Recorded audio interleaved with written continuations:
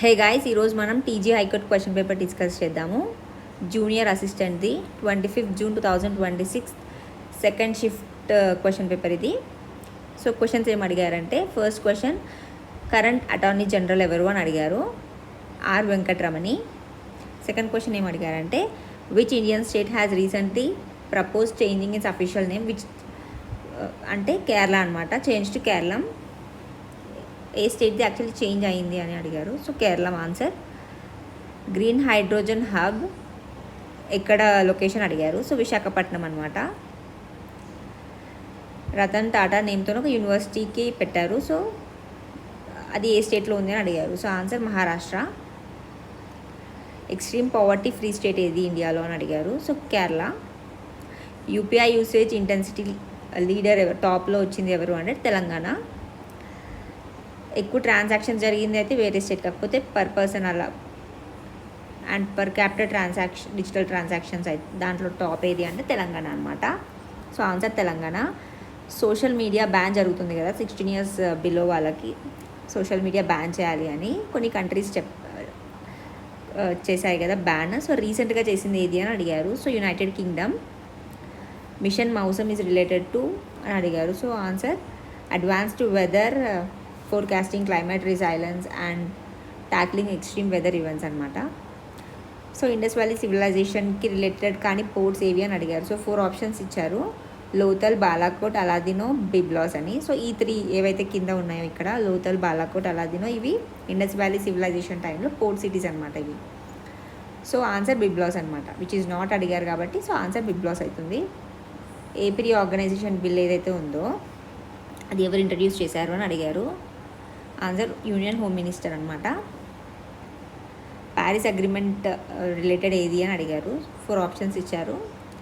So దాని primary goal ఏంది అని అడిగారు. సో ఆన్సర్ ఏంది మనకు తెలుసు కదా, to limit the rise in global average temperature to well below 2 degrees centigrade above pre industrial levels అనమాట.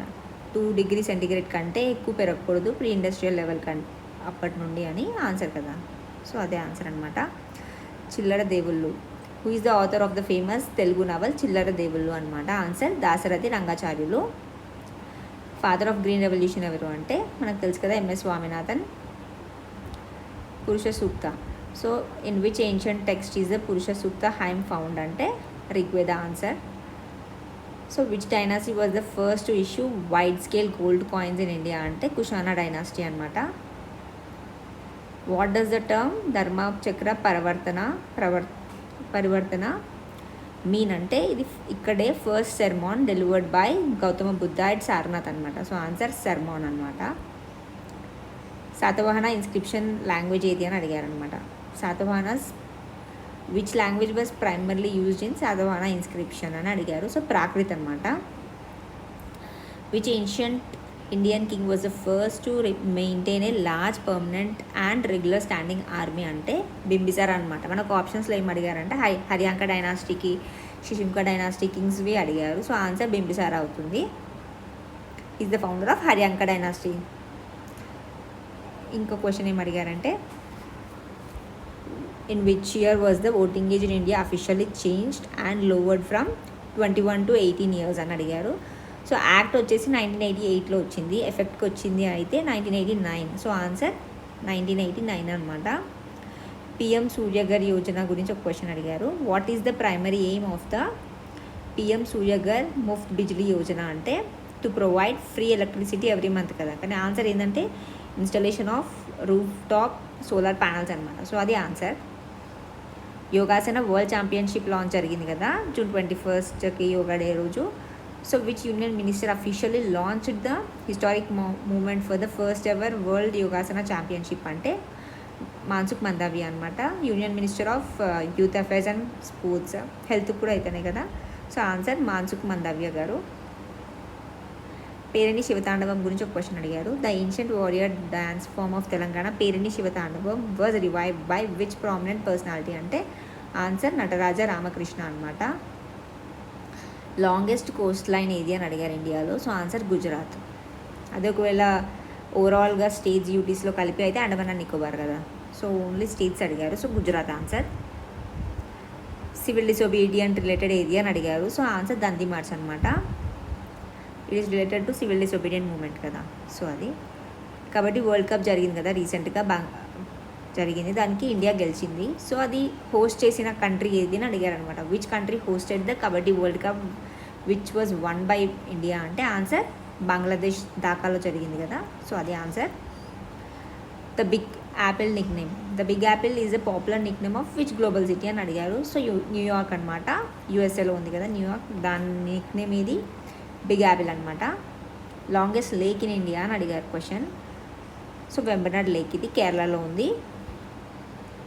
సెకండ్ అశోక అని ఎవరిని పిలుస్తారు? Which famous historical ruler is widely referred to as the second Ashoka అంటే కనిష్క అనమాట, Kushana dynasty related. Brightest star near earth ఏది అని అడిగారు. So Venus అనమాట. వీనస్ని ఈవినింగ్ స్టార్ అలా మార్నింగ్ స్టార్ కూడా అంటారు కదా.